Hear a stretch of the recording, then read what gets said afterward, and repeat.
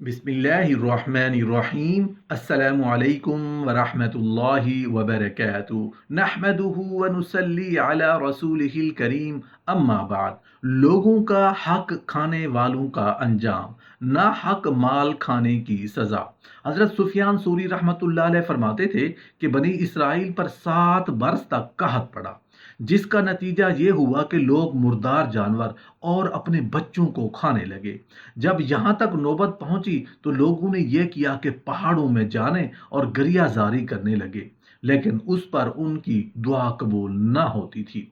जब लोग हद से ज्यादा परेशान हुए तो उस वक्त हक ताला ने मूसा अलैहिस्सलाम की तरफ वही भेजी कि आप उनसे फरमा दीजिए कि अगर तुम मेरी इतनी इबादत करो कि सूख कर पुराने कोड़े की तरह हो जाओ, तब भी मैं दुआ कबूल नहीं करूंगा, ता वक्त है कि तुम नाजायज हासिल किए हुए मालों और दीगर हकूक को उनके मुस्तहकीन को वापस ना कर दो।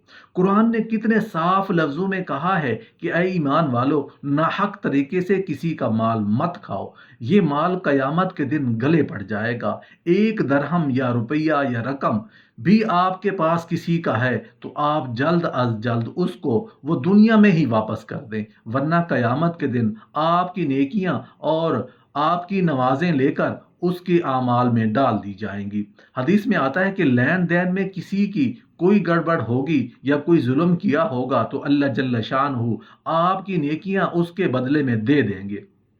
एक वक्त आएगा कि आपकी सारी नेकियां यूं ही चली जाएंगी। कोई बहन आएगी और कहेगी कि मेरे भाई ने मुझे जायदाद से हिस्सा नहीं दिया था, मैंने ऊपर ऊपर से मुआफ कर दिया था, दिल से मुआफ नहीं किया था। अमूमन कहा जाता है कि बहन ने मुआफ कर दिया, भाई आप क्यों नहीं मुआफ कर देते, आप अपना हिस्सा बहन को दे दें। किसी की जेब में आपके पैसे रह जाएं, ये इतना खतरनाक नहीं। आपकी जेब में किसी और का पैसा रह गया तो ये बड़ा खतरनाक है। रसूल अल्लाह सल्लल्लाहु अलैहि वसल्लम ने फरमाया, कयामत के दिन अल्लाह ऐसा बदला दिलाएंगे, उस वक्त दरहम दीनार या रकम नहीं है, उस वक्त नेकियां हैं, एक एक नेकी को इंसान तरसता होगा। ये बात भी हमें अल्लाह और उसके रसूल सल्लल्लाहु अलैहि वसल्लम ने बताई है। ये बात हमारी अकल में आए ना आए, हमने उसे मानना है। एक मर्तबा बनी इसराइल पर कहत पड़ा और उस कदर सख्त था कि लोग कुत्ते और मुर्दार जानवर खा गए। उस वक्त भी उन्होंने बारिश की दुआ की थी, मगर उनको बारिश ना दी गई। उस वक्त अल्लाह ताला ने मूसा अलैहिस्सलाम को वही भेजी थी कि आप उनसे फरमा दीजिए, अगर तुम पैदल इस कदर चलो कि थक कर घुटनों के बल बैठ जाओ और तुम्हारे अमल आसमान तक पहुंच जाएं और तुम्हारी जुबानें दुआ करते करते थक जाएं, तब भी मैं किसी दुआ करने वाले की दुआ ना कबूल करूंगा और न तुम में से किसी रोने वाले पर रहम करूंगा, ता वक्त है कि तुम मकबूजा उनके मालिकों को वापस न कर दो। सो हजरत मूसा अलैहिस्सलाम ने यह हुक्म उनको पहुंचा दिया। उस पर उन्होंने कहा कि ऐसे हकूक तो बेहद हैं, हम कैसे वापस कर दें। सो जब उन्होंने तामील हुक्म से इनकार किया तो कहर इलाही बहाल रहा और वो भूखे प्यासे मर गए। हजरत सईद बिन जुबैर रहमतुल्लाह अलैह फरमाते थे कि बनी इसराइल में किसी बादशाह के ज़माना में कहत पड़ा, लोगों ने बारिश मांगी मगर मी नहीं बरसाया गया। उस पर बादशाह ने कहा कि अगर खुदाए ताला ने हम पर बारिश भेज दी तो खैर, वरना मैं उसे सताऊंगा। किसी ने उससे कहा, तू उसे कैसे ईजा दे सकता है, हक ताला का आसमान में होना भी महाल है क्योंकि वो ज़माना और मकान से मुनज़्ज़ा है, तो तेरा उसे ईजा देना क्यों कर मुमकिन हो सकता है। तो उसने कहा कि ये सही है, मगर मैं उसे इस तरह ईजा दूंगा कि उसके दोस्तों और फर्माबरदारों को कत्ल कर दूंगा। बस यही उसकी ईजा है। अगरचे ये बात नहायत बेबाकी और जुरत पर दलालत करती है, इसलिए वो बादशाह सख्त सजा का मुस्तहक था, मगर अल्लाह ताला ने महज अपने फजल और इल्म से उन्हें बारिश अता फरमाई। हजरत मालिक बिन दीनार रहमतुल्लाह अलैह से लोगों ने अर्ज किया कि आप इस तस्का के लिए क्यों नहीं तशरीफ ले चलते। उन्होंने फरमाया कि मैं इतना गुनहगार हूँ कि मुझे अंदेशा है कि मेरी वजह से तुम पर पत्थर न बरसने लगे। और फरमाते थे कि तुम लोग तो समझते हो कि बारिश में बहुत देर हो गई, और मैं समझता हूँ कि संग बारी में देर हो गई, और ये खुदा का फजल है, वरना हम लोग अरसा से उसके मुस्तहक हो चुके थे।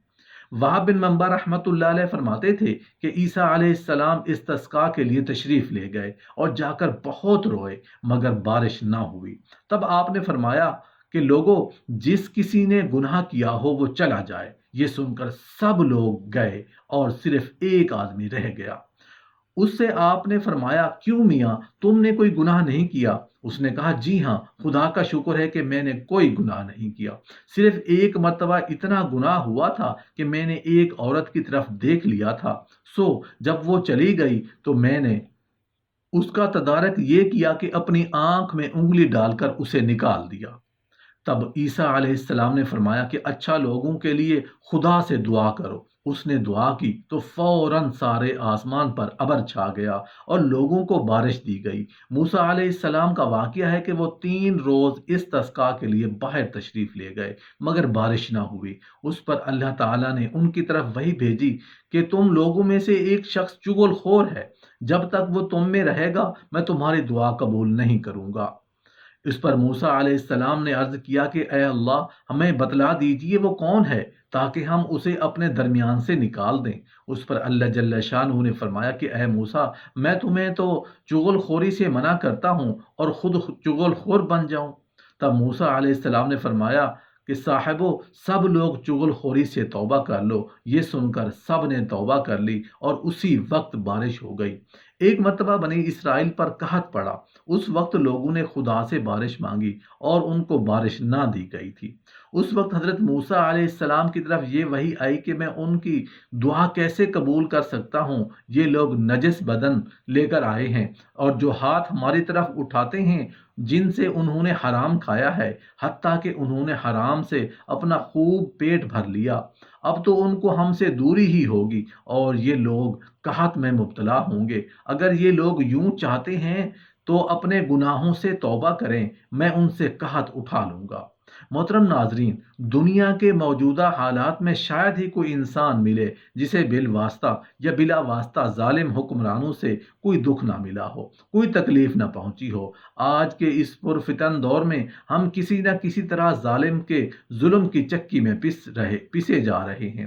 ظالم حکمران نہ رونے دیتا ہے نہ مرنے دیتا ہے، ظلم کا بوجھ ڈال کر بس چکی میں ہماری پسائی ہو رہی ہے۔ ایک حدیث ہے جس کا مفہوم کچھ اس طرح ہے کہ رسول اللہ صلی اللہ علیہ وآلہ وسلم نے ظالم حکمران کے لیے برے انجام کی نوید سنائی ہے۔ فرمایا، اللہ تعالیٰ کے ہاں قیامت کے روز سب سے برا انسان اور سب سے سخت عذاب والا انسان جابر حکمران ہے۔ ایک حدیث جس کا مفہوم کچھ اس طرح ہے کہ جس انسان کو بھی اللہ تعالیٰ کسی رعیت کا حاکم بنا دے اور وہ اپنی رعایا سے خیانت کرے اور مر جائے تو اللہ تعالیٰ اس پر جنت کو حرام کر دیتا ہے۔ رسول اللہ صلی اللہ علیہ وآلہ وسلم نے فرمایا، کوئی بھی حکمران جو مسلمان کے امور کا نگران بنا پھر وہ ان کی خیر خواہی اور ان کے لیے محنت نہیں کرتا تو وہ ان کے ساتھ جنت میں داخل نہیں ہوگا۔ ظالم حکمران وہ ہے جسے اللہ تعالی نے قیادت اور منصب کی نعمت سے نوازا مگر اس کی بدبخت طبیعت نے انصاف کی بجائے ظلم اور شکر کی بجائے ناشکری کو پسند کیا۔ حکمران اپنی رعایا کا نگہبان ہے اور قیامت کے روز اس کے متعلق بھی پوچھا جائے گا۔